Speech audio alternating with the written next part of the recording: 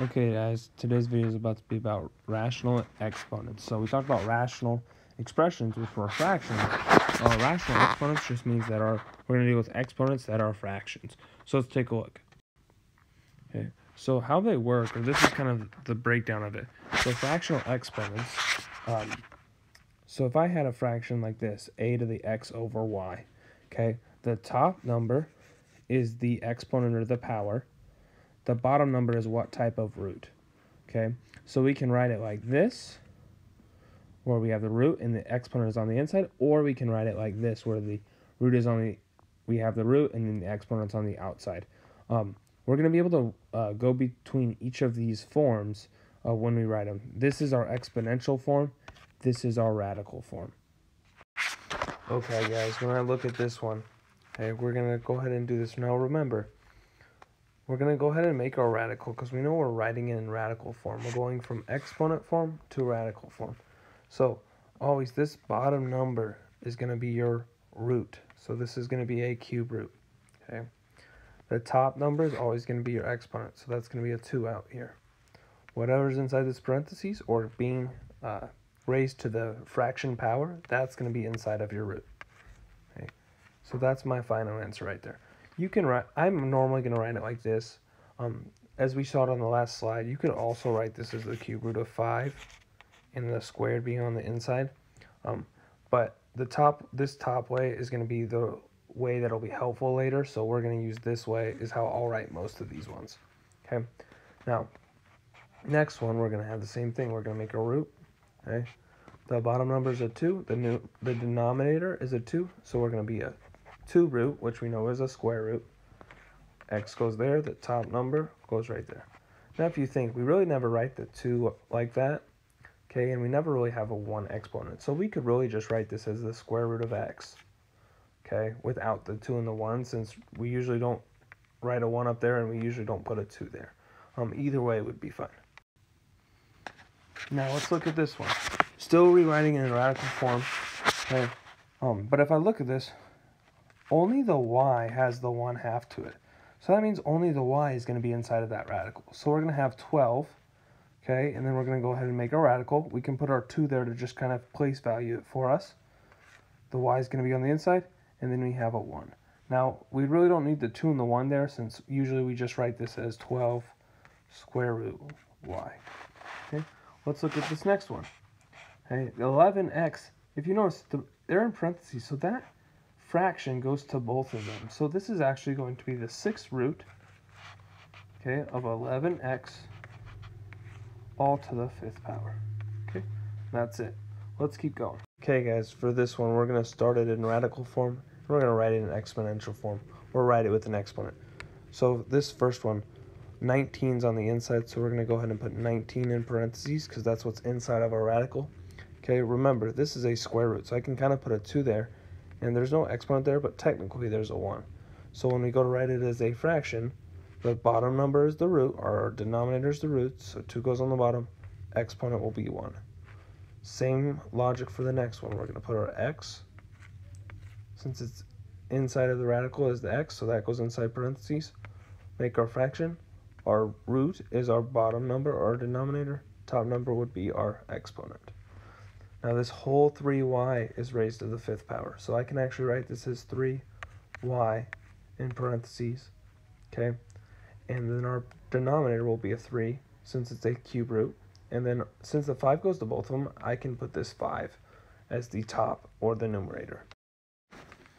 Okay guys, if we look at this first one, we're going to have our 3, which is our inside number. Okay, our denominator is our root, so we have 4. Our numerator is kind of hidden. Technically there's a 1 out there, so we're going to put a 1 right there. Okay, for this one, we're going to have, if we notice, the 22 is not inside of the radical. So I'm just going to put my 22 right here. Then I'm going to put my x in parentheses because my x is the one that has the radical. Okay, remember this is a square root, so my denominator is going to be 2. Okay, and my top number, my numerator, is going to be the power, which is 3. Okay, and that would be my final answer. Notice how just the x has the 3 halves. We could also write this as 22x to the 3 halves. Okay. We can't write this, though, as 22x to the 3 halves. like this. We can't write it like that because that tells me that they're both inside the radical, which we know is not true. So this one here is not a good answer.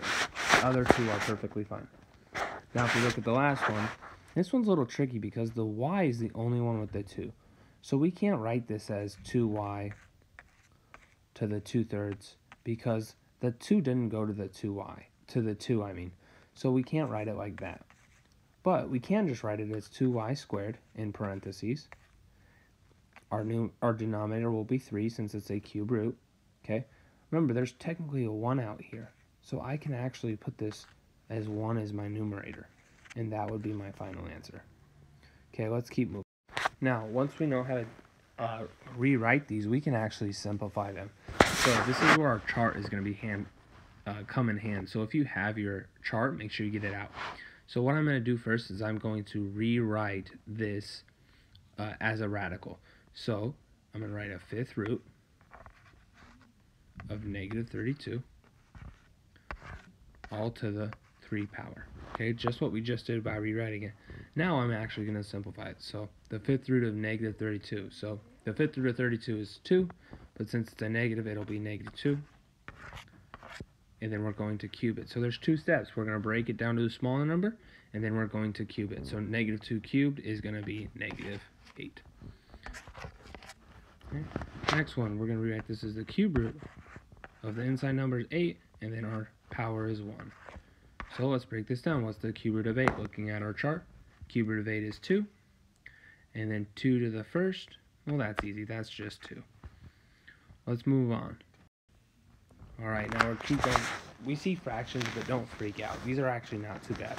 We're going to do the same thing. We're going to go ahead and do the square root, since 2 is our denominator, okay, of 4/9.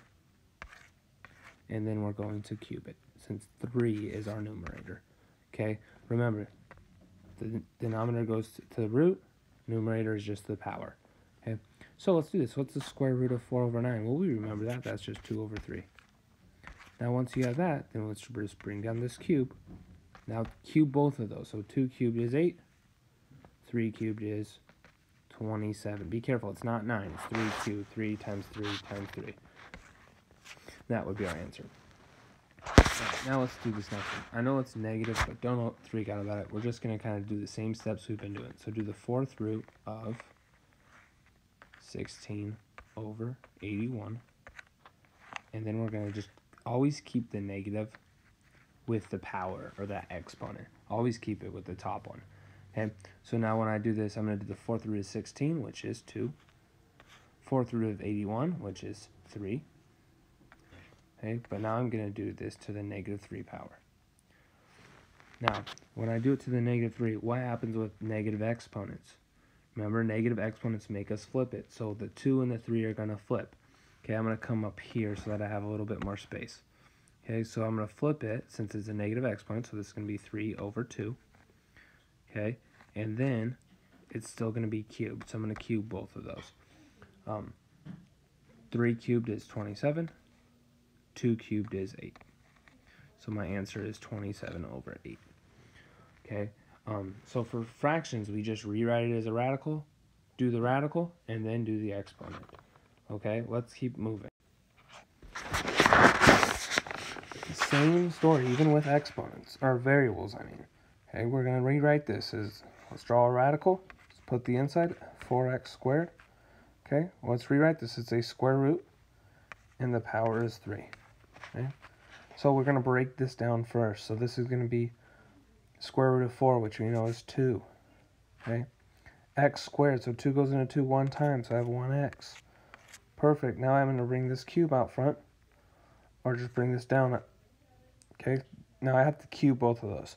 So remember, that's 2x times 2x times 2x. Okay, 2 times 2 times 2, or 2 cubed is 8. Then x cubed is just x cubed, or I have 3 x's. That's a bad 3, but that's a 3 right there. Okay, now let's look at this next one. Okay, 4th root, 16x to the 8th. Put our cube. Okay. 4th root of 16 is 2.